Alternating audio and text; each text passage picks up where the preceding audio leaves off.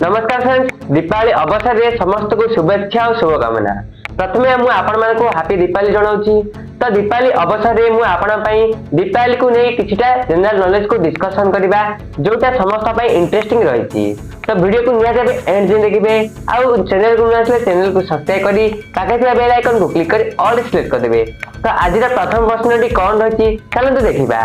ठीक अछि।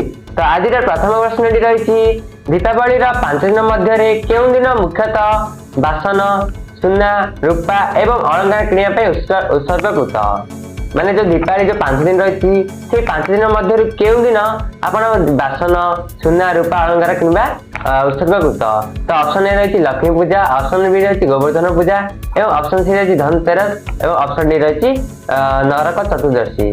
तो यार सठिक उत्तर कौन हम ना यार सठिक उत्तर हम ऑप्शन सी धनतेरस। धनतेरस दिन आपण मुख्यतः सुना रूपा एवं अलंकार किनिबा पई उत्सर्गित करा जायछि। नेक्स्ट दिबा 2 नंबर को 2 नंबर रही दीपावली उत्सव रे एथि मध्य केउं देवता गृह आगमन रे पालन करा जाय। दीपावली उत्सव रे एथि मध्य केउं देवता गृह आगमन रे पालन करा जाय। ऑप्शन ए रही राम, ऑप्शन बी रही अर्जुन, ऑप्शन सी रही लक्ष्मण एवं ऑप्शन डी रही श्रीकृष्ण।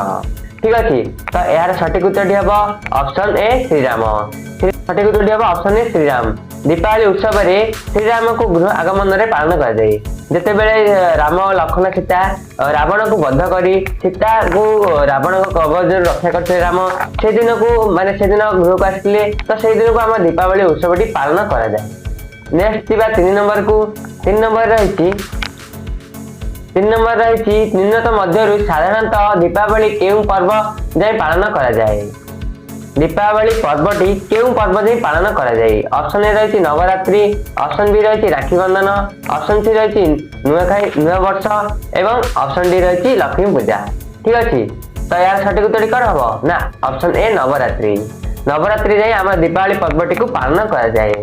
नेक्स्ट दिबा 4 नंबर को 4 नंबर रही निम्नत मध्य दीपावली पर्व आम केउं केउं देवी को पूजा करथाउ। माने निम्नत मध्य दीपावली पर्व आम केउं देवी को पूजा करथाउ ना ऑप्शन ए रही माँ सरस्वती, ऑप्शन बी रही माँ दुर्गा, ऑप्शन सी रही माँ काली एवं ऑप्शन डी रही माँ लक्ष्मी। ठीक अच्छे। तो तेरे फ्रेंड्स सठिक उत्तर हम ना ऑप्शन सी माँ काली। माँ काली को आम दीपावली पर्व रूपे पालन करा जाए। ठीक अच्छे। क्लियर। 5 नंबर को जीवा। 5 नंबर रही दीपावली पर्व 20 दिन पर केउं पर्व पालन करा जाए। दीपावली पर्वर 20 दिन पर केउं पर्व पालन करा जाए। ऑप्शन ए रही रामनवमी, ऑप्शन बी रही तुलसी विवाह, ऑप्शन सी रही विजयादशमी एवं ऑप्शन डी रही मकर संक्रांति। तेरे फ्रेंड्स सठिक उत्तर हम ऑप्शन सी विजयादशमी। दीपावली पर्वर 20 दिन पर विजयादशमी पालन करा जाए। नेक्स्ट दिबा 6 नंबर को 6 नंबर रही दीपावली पर्व केउं ओडिया मास रे पालन करा जाए। दीपावली पर्व केउं ओडिया मास रे पालन करा जाए। ऑप्शन ए रही आश्विन, ऑप्शन बी रही कार्तिक, ऑप्शन सी रही फाल्गुन, ऑप्शन डी रही मार्गशीर।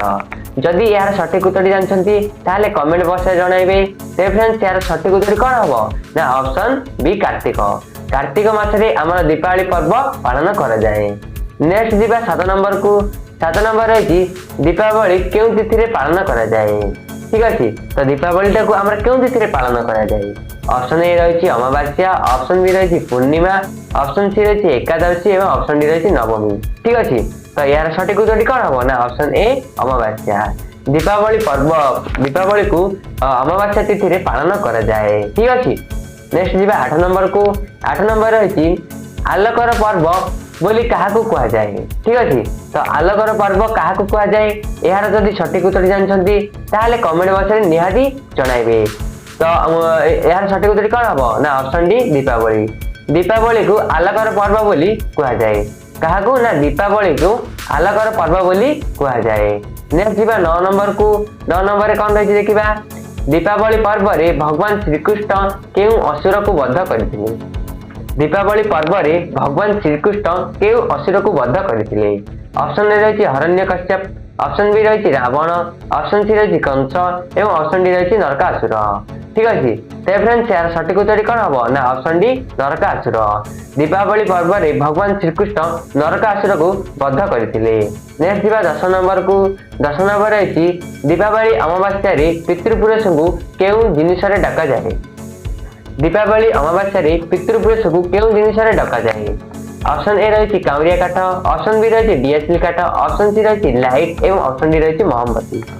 तो फ्रेंड्स यार सठिक उत्तर कौन हम ना ऑप्शन ए काउरिया काठ। काउरिया काठ रे दीपावली अमावास्या माने आम पितृपुरुष को डाका जाए जानते आप। नेक्स्ट जीवा 11 नंबर को। 11 नंबर अच्छी दीपावली पर्व अन्य क्यों नाम जनाशुना। दीपावली पर्वटी अन्य क्यों नाम जनाशुना ना ऑप्शन ए रही जागर अमावास्या, 2 रही पोपई अमावास्या, 3 रही महाशिवरात्रि एवं 4 रही सावित्री अमावास्या। तो फ्रेंड्स यार सठिक उत्तर हम ऑप्शन बी पोपई अमावास्या। दीपावली पर्व को पोपई अमावास्या भाव भी जना जाए। नेक्स्ट जीवा ये वीडियो अंतिम प्रश्न रही दीपावली प्रतीक कौन। दीपावली प्रतीक कौन अटे। ऑप्शन ए रही अंधार, ऑप्शन बी रही अंधार उपर आलोक, ऑप्शन बी रही आलोक उपर अंधकार, ऑप्शन सी रही आलोक एवं ऑप्शन डी रही अंधकार उपर आलोक। फ्रेंड्स यार सठिक उत्तर कौन हम ना अंधकार उपर आलोक। दीपावली प्रतीक होची अंधकार उपर आलोक। तो ये केतोटी दीपावली को नहीं जनरल नॉलेज एगुड़ा को आप मन रखिए। आउ दीपावली अवसर में आपण मानक स्वागत जनाऊँगी। ठीक अच्छे। तो जदि आपको वीडियो पसंद आए निहाती भाव लाइक करेंगे। आउ चैनल को न आसले चैनल को सब्सक्राइब कर पाखे बेल आइकन को क्लिक कर ऑल सिलेक्ट करदे। धन्यवाद।